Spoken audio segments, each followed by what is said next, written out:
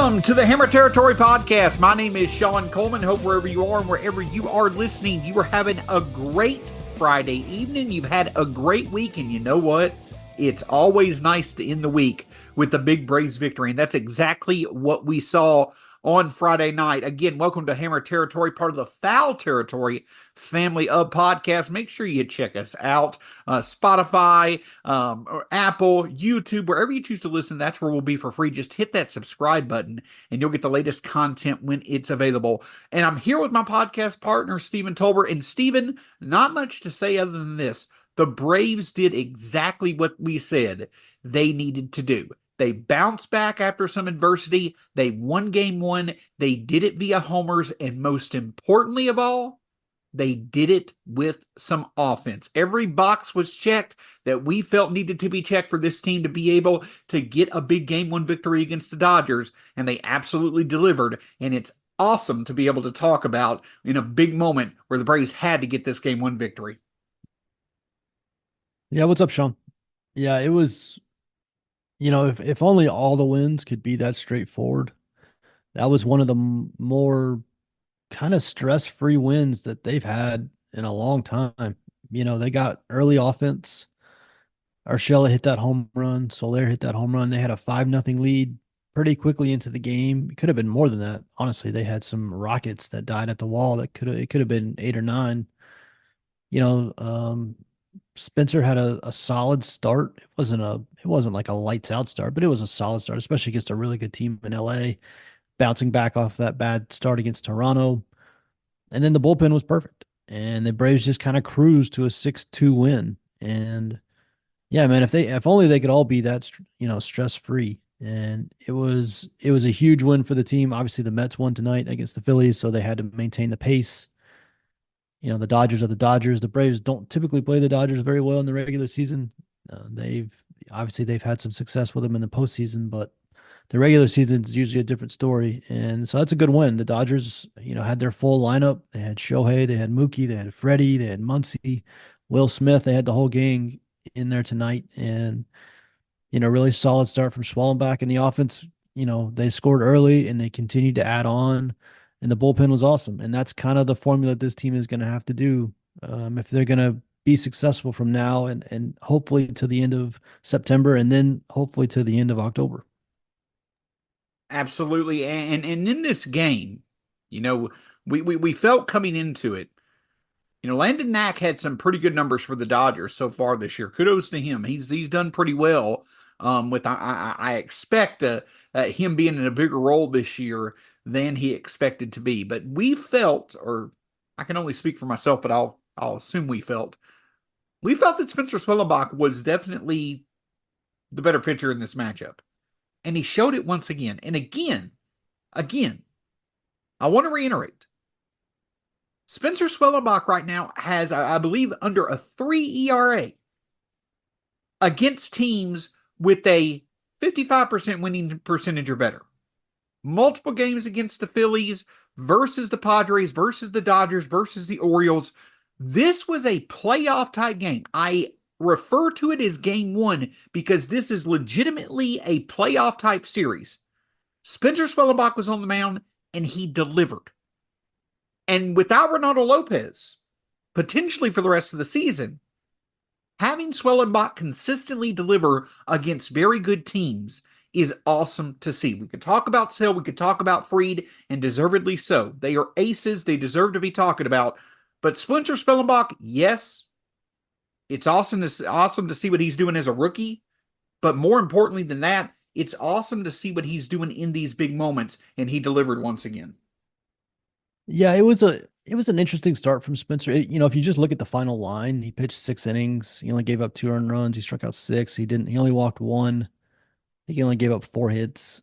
That's a really strong start against a really good offense. If you watch the game, if you were actually sitting on your couch, like watching the game, I think the results were probably a little bit better than the process. If I'm being honest, there was a lot of middle fastballs. There were a lot of hanging sliders, hanging curveballs. The Dodgers missed a lot of pitches tonight. We're just going on process, which is I try to lean more towards process than results. I still want to see Spencer get a little sharper. You know, a lot of the pitches that he paid for against Toronto, he just didn't pay for tonight. He left him in the same spot. He just didn't pay for him. The Dodgers missed him, and that happens. I mean, you know, the general fan would probably be amazed at how often bad pitches don't get punished. And you know, most for the most part, Spencer's pitches really didn't cost him tonight. And you know, this is going to continue a trend of talking about him. You know, when you're not executing your pitches exactly the way you want it to, when you're hanging them, when you're leaving them in the middle of the plate, it's kind of a telltale sign of fatigue. And you know, obviously, with the amount of innings he's thrown this year and the age he is, and as little experience as he has, you know, fatigue is going to be kind of the big question for him over the next couple of weeks. So I still want to see him be a bit sharper. You know, I think if you asked him, he would tell you he left some pitches in places that on a different night he could have paid for a lot worse. Tonight he didn't. You know, tonight he got through it, and you know he's not going to apologize for it certainly, and neither are we. A win's a win, and that was big to get through 6 innings against that lineup and allow the high leverage guys to finish the game was critical. So good for him. But in terms of process, I still want to see him execute his pitches a little better, like we were seeing early in the year, where he was really, you know, that slider was really kind of hanging tonight in the middle of the plate. It wasn't sharp. The splitter wasn't as sharp. The curveball wasn't as sharp. So just general execution, I do want to see a little bit sharper from him. But hey, a win's a win, and we take it. And every win this year is huge, or this time of year is huge. And that win tonight was as big as any of them. Pop quiz, AJ. What is America's #1 meal kit? That would be HelloFresh, Scott, and it even works for picky eaters like you. There's an ever-changing menu of 50 recipes to choose from each week. So just select your meals and delivery date, and voila! Yeah, home-cooked meals just hit different. The recipes are easy to follow with pre-portioned ingredients delivered fresh. Just choose that delivery day, open your box, cook, and eat. It's so easy, Kratz. Agreed. With FT every day and my coaching job, I don't have time to search recipes all night, and also spending money on a whole jar of spices for only a pinch? Nah, I'm good. My family gets more of me because I don't have to take a last-minute trip to the grocery store at night to find dinner. Ready for this? For free breakfast for life, go to HelloFresh.com/free FT. One free breakfast item per box while subscription is active. That's free breakfast for life just by going to HelloFresh.com/FREEFT. To your point, Stephen, you mentioned that this felt like, you know, one of the more cleaner victories we've seen in a while. I will admit, I swiped the sweat off the brow a few times. Those sliders were placed just a bit too well a few times in the middle of the plate. But to your point, you know, again, at the end of the day, you know, he was throwing strikes, you know, probably a bit too fine when it came to those 2-strike approaches. But the big thing for me with Spencer Schwellenbach, Stephen, is that I believe it was the 4th inning. You know, he worked through some trouble in the 4th inning. You know, got into a bit of a jam there, gave up a 2-out hit to Tommy Edman, but he came back in the 5th and he came back in the 6th, and he showed that he could work through, in my opinion, without question, the best top third of any order in baseball, Ohtani, Betts, and Freeman. He worked through the top of that order 3 times and kept it quiet. Well, excuse me. I think Freeman faced Pierce Johnson his 3rd time. I believe that's right. Yeah, maybe it was his 4th time. But he worked through the top of that order. Yeah, I believe it was 3 times. The thing that stands out to me is that even though Schwellenbach ran into a bit of trouble, and I do agree he didn't have his best stuff, he showed the resiliency to still give a quality start. And that's the big thing to me. And that, to me, shows that when it comes to, hey, can we trust Spencer Schwellenbach in a potential playoff situation? I think he certainly has the ability to deliver to it. But again, it's kind of that balance. He's shown he can definitely deliver. But at what point does that fatigue potentially really start to settle in for Schwellenbach? Yeah, I mean, Betts, Ohtani, and Freeman were a combined 0 for 11 tonight. Freeman had 1 walk in the first, but that was the only damage any of those 3 guys did. So obviously that's, you talk about beating the Dodgers, that's first and foremost is you got to take care of Betts, Ohtani, and Freeman. But yeah, with Schwellenbach, you know, I didn't love that Snit left him in to face all those guys a 3rd time. You know, again, if you watch the quality of pitches he threw against those guys, I don't think it was quite as good as the results he got. But you know, with the Ronaldo injury, the idea of maybe resting Schwellenbach or backing off of him a little bit went out the window. Before Ronaldo got hurt, I thought, all right, this is the time to lean on Sale and Max and Ronaldo and maybe even Morton a little bit and maybe give Schwellenbach a bit of a breather. But, that luxury went out the window when Ronaldo got put on the 15-day IL. So they're going to need this kid. I mean, it's not fair to ask this much of a kid this young with this little experience in a playoff, setting. Every game the Braves play from now to the end of the year is basically a playoff game, and every game he pitches is going to be massive. I get some really good teams, and they need him to deliver. And, kudos to him for doing it tonight. I think he would tell you he could be sharper than he was tonight, but he got the result, and that's kind of all that matters in the end. So, yeah, good for him. The Braves are going to need him. There's no more, they just don't have any. They don't have any more cushion, with this Ronaldo injury. They're going to need him, and he delivered tonight. He got the result. So I think going into this series, when you look at the batting orders, switching to the offense for a few minutes, I think when you look at this series, one of the things that you could have possibly said, well, the Braves bottom of the order really needs to outproduce the Dodgers bottom of the order to, be able to have that chance at a split or better. But I don't necessarily think going into the series you could have said with confidence, well, what if the Braves top of the order just absolutely outproduces the Dodgers top of the order? But that's exactly what happened on Friday night. And it's been such a rare occurrence when all top four of the hitters in the Braves lineup have each delivered. But Michael Harris with an RBI, Jorge Soler with the home run, Matt Olson with the first RBI of the game, and of course Marcell Ozuna with 3 hits. Listen, just naturally, those may be your 4 best hitters in terms of ceiling right now for this Braves team. They probably are. And they all delivered. If they can do that more often, your offense is going to show up. And that's exactly what they did on Friday night. If the Braves top 4 in the order can deliver, especially for the remainder of this Dodgers series, good results are likely to happen. But it was really good to see each and every one of them contribute in the same game. Hopefully a reference point to see our top of the order, and especially producing early. If the top of the order can produce early for the Braves, that could lead to some really good things for the rest of the season. Yeah, I mean, tonight's game was the formula for how the Braves can win and how the Braves can be dangerous in October. Lean on that pitching to dominate teams, especially the back end of that bullpen, especially with Chris Sale and Max Fried, and then have your 4 best hitters, like you said. I don't think there's any question the 4 best hitters on the team are Michael Harris, Jorge Soler, Marcell Ozuna, and Matt Olson. And have those guys deliver most of your offense, and then have the bullpen come in and shut everything down. And that's the formula. And the Braves can copy that and paste it all over October baseball if they get there, because there's off days, there's short series. You can really lean on your best pitchers the whole time. They're a very dangerous team if they get there. And this tonight was the perfect formula of how they can do it. And that's before you even consider if Ozzy Albies comes back, which we're going to talk about here in a minute, or if Austin Riley comes back. We still haven't gotten an update on him, but at one point there was thought that he could at least come back for a playoff series. So this is the formula. This is what they have to do. Get really good starting pitching, have a dominant back end in the bullpen. And if their top guys can deliver offensively, they can beat anybody in a short series, and they can beat anybody in October. This is why I've still been very high on this team if they make the playoffs, but you got to make the playoffs. And so that's why these last 3 weeks of the season are going to be so critical.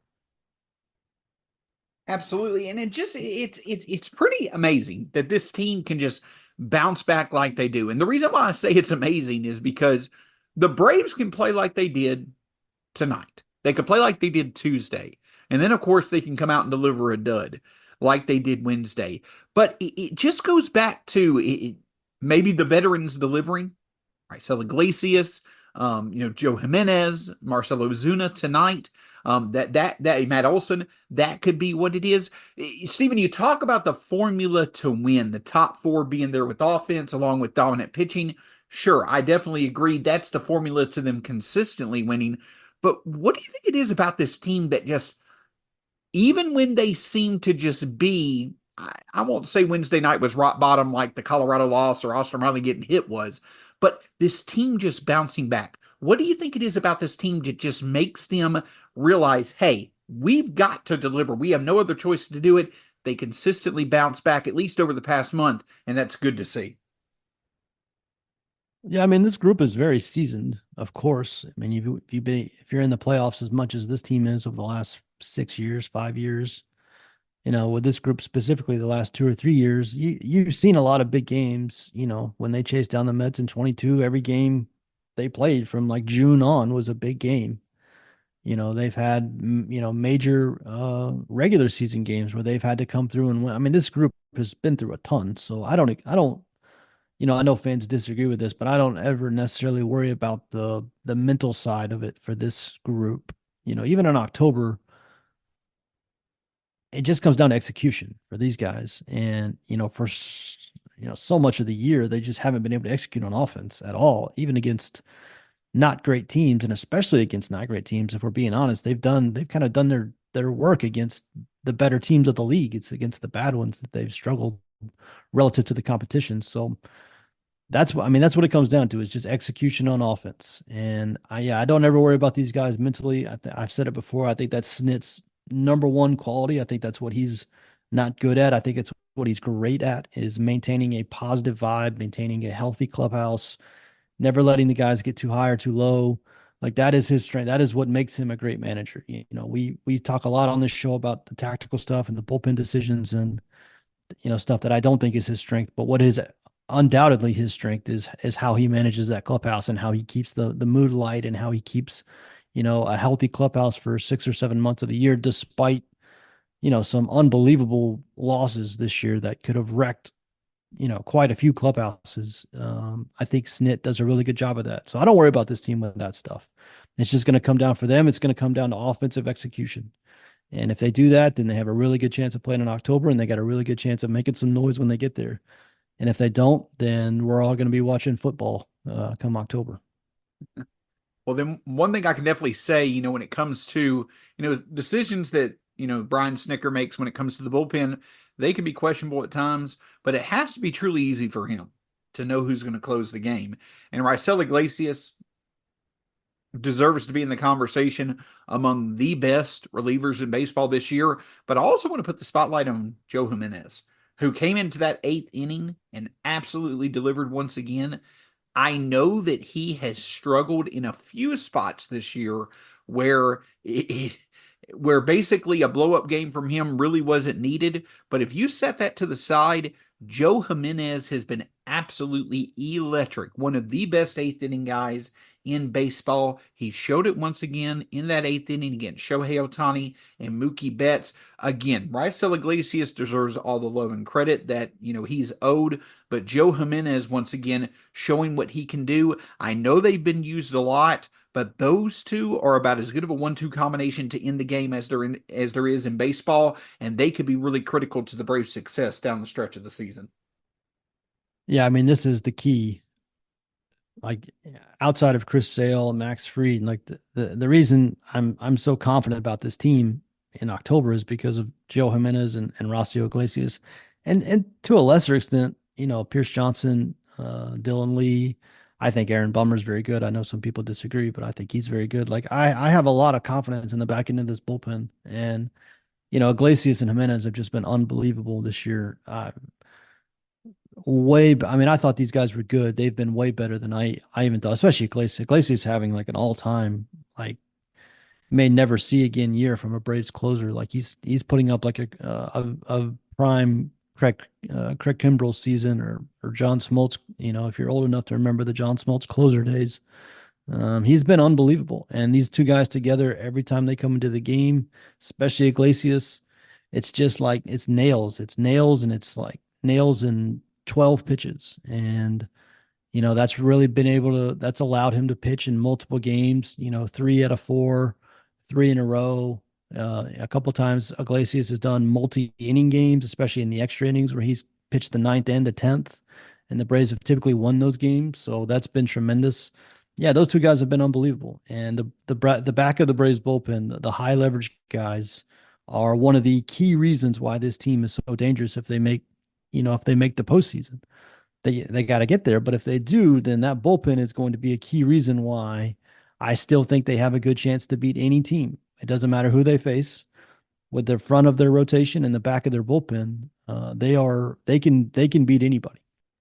Well, speaking of another factor that has allowed for this team to have the mentality of not only bouncing back quickly, when they faced, some adversity, but also once again playing very, very good against quality teams, is we talked about it. The leadership of their veterans, career years basically from players such as Chris Sale, Marcelo Zuna, Raisel Iglesias, Travis d'Arnaud.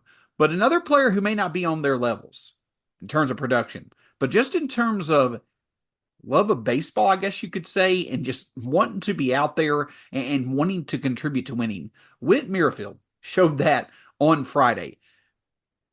Whit had his foot broken on a foul ball, less than a week ago? Week ago, less than a week ago, and he was back out there on Friday. He has been outstanding at the plate considering what he did with Philadelphia. He's been outstanding for the Braves, but his biggest performance of the season may have come tonight. I know he didn't really have a big moment or big contributing factor in the win, but him just being out there with the injury that he had was huge for this Braves team. And I think once again, it shows that the overall leadership that comes from the older players on this team, that has really what has allowed for, despite all that this team has been through, they still have a chance to, as you mentioned time and time again, meet all their goals for this season. Whit Merrifield being out there on Friday, I think should definitely be talked about plenty because it was awesome to see him out there, even with the injury that he suffered less than a week ago.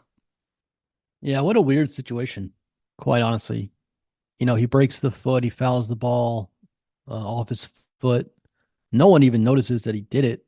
And we just kind of look up and he's out of the game. And they say that he's going to get like all the testing done. And then, one doctor tells him that it's a fracture and it's going to be 6 weeks. And another doctor tells him it's definitely a fracture, but as long as you can tolerate the pain, you can play on it next week because you're not going to make it any worse. It's just about pain tolerance. So obviously that's the diagnosis they went with. And I've never seen a guy break his foot and not even go on the IL like Whit did, and especially a guy whose game is built on speed in a lot of ways. He's not a guy that you would think would be playing with a broken foot. It'd be different if you're just a masher and you're a home run guy and speed's not a big part of your game or a DH where you don't have to play the field or run around. But when you're a middle infielder who runs a lot, that's pretty exceptional. And I can't say I've ever seen that before. So yeah, good on him. He had 2 hits tonight. He was on base when Michael doubled to give that add-on run in the 9th or the 8th. So yeah, good for him. It's definitely helping. Having Luke Williams and Kevin Biggio out at second base is not exactly what you're looking for. And I think our last topic of the night is going to be the other guy that plays second base for this team. But yeah, it's been huge what Whit's given the Braves since he came over from the Phillies. He's been an on-base guy. He's played pretty solid defense. And yeah, playing on a broken foot is wild. I mean, that's why I legitimately don't know if I've ever seen that before, especially from a middle infielder. So yeah, credit to him. So let's discuss the other guy because, off the field on Friday, it got a bit confusing, I guess you could say. We talk about how good Whit Merrifield has been, basically the day after Ozzie Albies went down with his wrist injury. Merrifield was signed. He has filled in quite admirably, has been absolutely, awesome considering, expectations or what you saw from Philadelphia. But, no denying that you want Ozzie Albies out there if you can have him. But it's been weird because Brian Snitker, before Friday, has been asked multiple times about Ozzie Albies. There hasn't really been a lot of commitment to either a time frame or even Albies returning this season. But then on Friday, it was brought up once again, and it was talked about from both Snitker and Albies. And Steven, I'll let you break it down. I don't know, confusing is the right word, but it definitely seemed as if there were mixed messages when it comes to the outlook of Ozzie Albies potentially returning to the Braves. Yeah, it was a very weird news day because, obviously Ozzie broke his wrist right before the trade deadline. It was like a week before the trade deadline. And, the initial diagnosis was 6 to 8 weeks, which was always going to be kind of the middle of September. So obviously here we are, middle of September. Everybody is asking about where's Ozzy, where's Ozzy, where's Ozzy. He's not on a rehab assignment. It kind of felt like the news was getting worse and worse and worse. And quite honestly, earlier today, it felt like the news was still going that direction when the beat reporters talked to Snit, because they asked just point blank, do you think Ozzy's going to come back? Because he's not even on a rehab assignment yet. And we're in the middle of September and he's been out for 2.5 months. Like at some point he just runs out of time. And Snit just kind of bluntly said, I don't know. I don't know if he's coming back. And that was kind of the first time we got that. There was always this kind of baseline positivity that Ozzy was going to come back. At one point, they thought he might come back in early September. Was the talking point around the team. I don't know if that was ever true or if it was just PR stuff, but that was being said publicly. And for the first time, Snit kind of alluded to the idea that he might not come back at all. Now that's something you and I talked about when it first happened, because wrist injuries are so, they're so finicky. They're not like other injuries. Even if you're healthy enough to play, you're not yet healthy enough to produce. And, we always thought there was a chance that Ozzy wouldn't come back. And so that was kind of the low point. And then like 30 minutes later, the beat writers all talked to Ozzy himself. And one of the questions has been, his left-handed swing is the one bothering him. And so this idea that maybe he should only bat right-handed. If he only batted right-handed, he could probably come back a lot quicker because he doesn't have to worry about his left-handed swing. And Snit has said multiple times that that's Ozzy's call. That's not their call. That's completely up to Ozzy. If he wants to do it, he can do it. And Ozzy's been kind of coy about it, whether or not he wanted to do it. And even today he was coy. But right after he did batting practice, I guess he walked over to the beat reporters and he gave a completely different story of what's going to happen. He basically said, I'm ready to go. I'm going to bat just right-handed. I'm going to go on a rehab assignment any day now. And I can be back very quickly. Like he even told Dave O'Brien of the Athletic that he thinks he only needs one rehab start, which I don't know the Braves are actually going to allow him to do that. That's crazy for a guy that's been out for 2 months. But yeah, it went from the low point of Snit kind of admitting that he didn't know if Ozzy would actually play again to like 30 minutes later, Ozzy being like, nope, I'm coming back. I'm going to bat right-handed. I'm going to be back very soon. I don't need much of a rehab start and I'll be back in the lineup. So I don't know what happened. I don't know where the wires got crossed on that stuff, but ultimately it seems like Ozzy's coming back pretty soon and it's just going to be right-handed Ozzy, which is kind of an experiment we've all wanted to see for most of his career, considering he is a substantially better right-handed hitter than left-handed hitter. So who knows? It's kind of as the world turns with this story, and I'm sure there's probably another twist or two before we actually get Ozzy back, but at least it ended on a positive note of Ozzy saying, no, I'm ready to go. I'm going to bat right-handed and I'll be back pretty soon. Yep, and if he comes back, you certainly welcome him back. I think it's worth it to see if Ozzy is for it. The numbers have backed it up for his career. As I mentioned, I think a week or so ago, this isn't the first time we've seen a little bit of experiment with Ozzy, right-handed hitting versus right-handed pitching. Just let him do it. Just let him do it. See what happens. I know that it doesn't really make a lot of sense to experiment with something this late in the season in a playoff push, but you know what? With where the Braves are in terms of players with at least decent to high offensive ceilings, getting Ozzy Albies back in this lineup would certainly be beneficial. But before we worry about that possibly starting next week, we need to, focus on this weekend. And the Braves took care of game one. That's the big thing to me. I think it was huge for the Braves to get this game one victory in this series, because now I know the pitching matchups are going to be pretty equal moving forward. You've got a lot of very, very good names going for both the Braves and the Dodgers. But for the Braves, you have won game one. You've got Chris Sale, then Charlie Morton, then Max Fried wrapping up this series. You have to like your chances to get a split. You have to at least acknowledge there's a decent shot you can win 3 out of 4. But for me, Steven, you've got to win game 2. We talk about being greedy. I understand it. I want to be greedy because we've got to be greedy. The Mets playing as well as they are, make it to where at some point we have got to exceed expectations and get greedy, and that is getting the win with Chris Sale on the mound and winning the first 2 games of this series. And if the offense, once again, can get runs early, they can definitely do it. But in my opinion, I'm going to just say it. Game 2 of this series, the Braves have to have a must-win mentality, because if they can get the job done, that really could allow for them to be in a good position to find themselves in a favorable position in terms of the standings after this Dodgers series.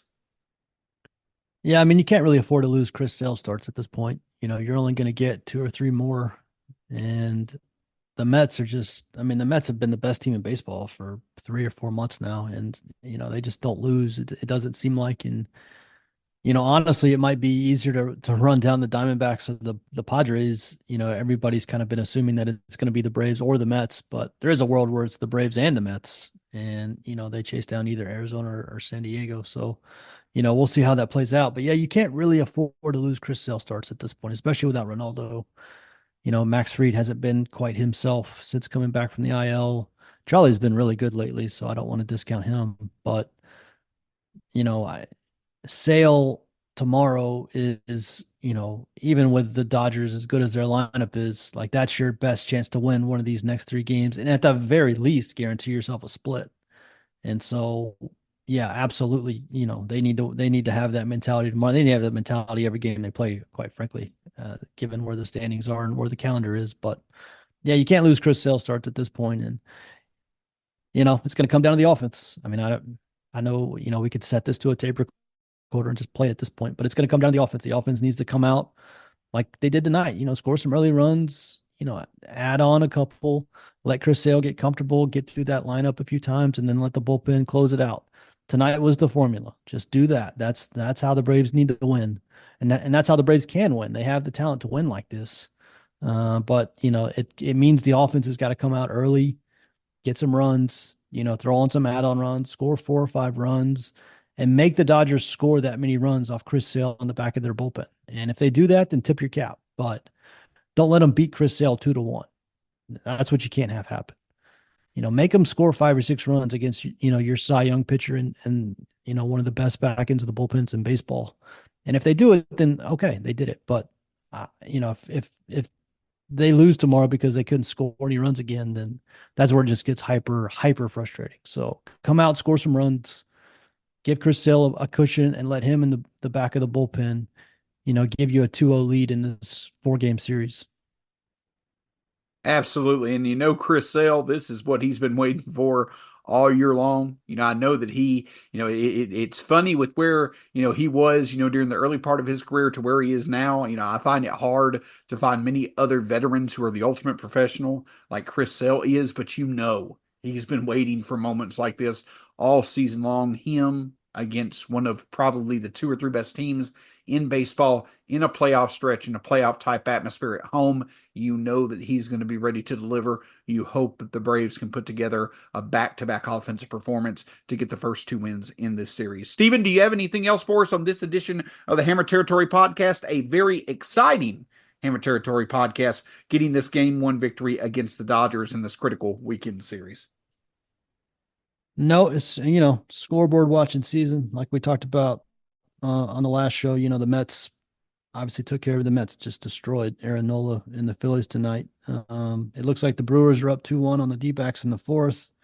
Looks like the Padres are beating the Giants. The Padres scored 3 in the 1st against the Giants, so they're 1-3-0. So those are the games you got to watch: Mets, Padres, and Diamondbacks. And so if the Braves win and one of those teams loses, obviously it's another game in the standings. So scoreboard watching season, those 3 teams, three teams for 4 teams for 3 spots, and it's going to come down to the wire, it looks like. Absolutely. And the great thing about it is that we are going to continue having you covered whatever happens down the wire, whether we win, whether we lose, no matter what happens elsewhere.